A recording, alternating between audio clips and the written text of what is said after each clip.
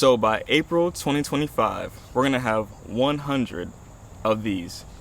That's all it takes.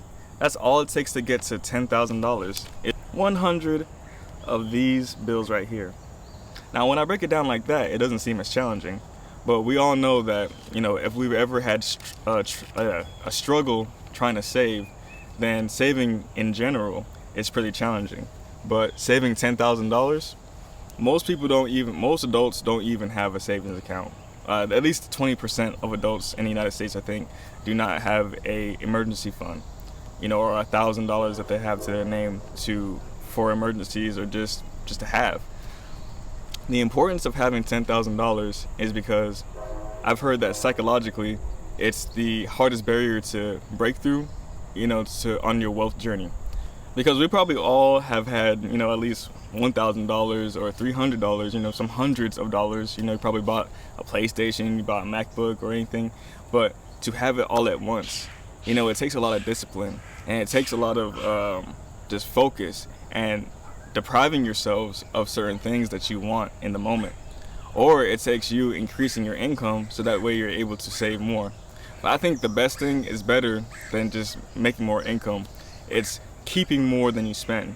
We spend so much on, coffee, Netflix, alcohol, drugs, cigarettes, whatever your vice may be. You're not thinking about your future. You're not thinking about how this money that you're spending right now is going to impact you later.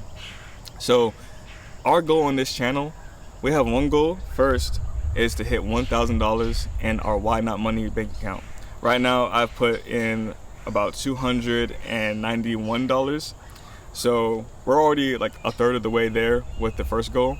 And by April 2025, our goal is to hit $10,000, 100 of those $100 bills.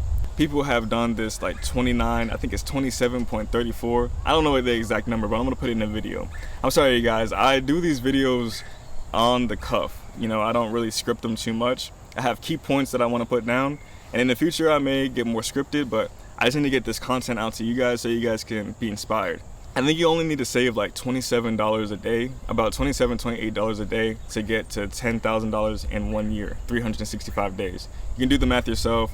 I'll do the math later and I'll put it in the video.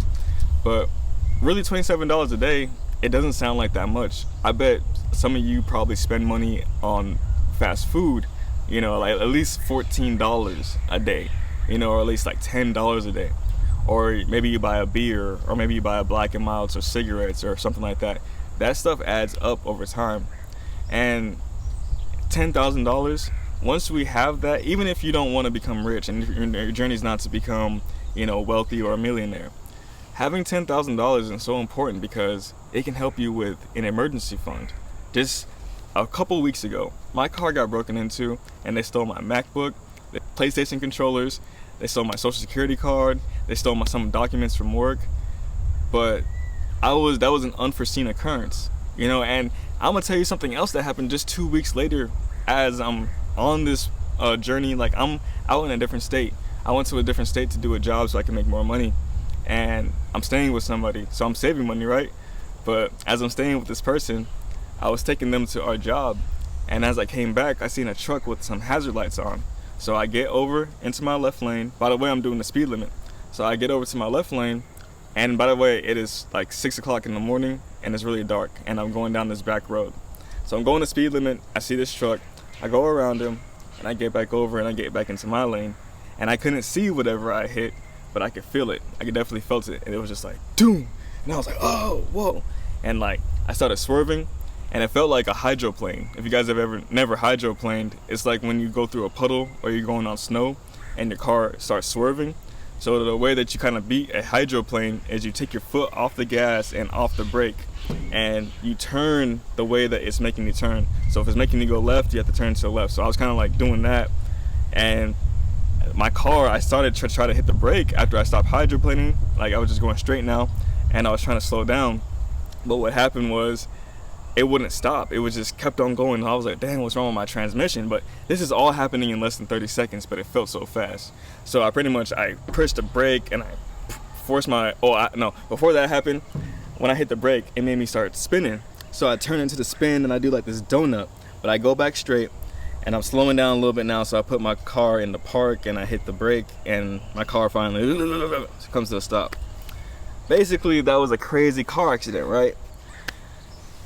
That just happened recently. That's why I'm so, still emotional and kind of excited about it. But the point I was making with that is that that car accident was unforeseen, and I have insurance, right? But when I was on the phone with the insurance agent and I was in front of the cop, they gave me the wrong information. They told me that I didn't have a certain type of insurance. It's called comprehensive. They said I didn't have comprehensive insurance and that it wouldn't cover the cost of the car, because my car was jacked up, you guys. Whatever I hit, it took my tire all the way off the axle. And I was talking to the cop, and he was like, well, since you don't have the insurance for it, we probably shouldn't file the police report. And that put me in this whole stuck situation where I probably wasn't going to be able to file for insurance because I didn't have the police report, because when I did call my insurance back, I actually did have comprehensive coverage. It's a whole long story, you guys. But the long story that I'm telling you guys about this $10,000 and why it's good to have it is because of emergencies like that. Imagine if my insurance would not have covered it, but they did. But imagine if they would not have covered it. The price to cover the cost and the repair of my car was about $3,000. That's already 1/7 of the 10,000. That's already like 1/3 of the 10,000 right there. But the point is that if I already had $10,000 saved up, or if I had some type of emergency fund that I could dive into, then that wouldn't have been such a big deal. It wouldn't have been such a stressor, because now I'm over here like, dang, nah, I'm gonna have to spend all the money that I'm out here the extra money that I'm out here working for. I'm gonna have to spend that on my car. And it's just like, it makes you think like, yeah, you really need to set up for your future, because you really never know what's gonna happen to you. You never know if you're gonna get into an accident. You don't know if there's gonna be some type of shortage in the economy. There's a pandemic, stuff like that. You may be living with somebody and they may die, or like you may lose a loved one. You never know what you're gonna be needing that money for. But the point I'm trying to make is that if you're whatever age you are, you should go ahead and start making that move into making the $10,000. And so that's what this channel is for. It's to be a motivation, and it's also just to give you guys some tips and tricks on how to get this money.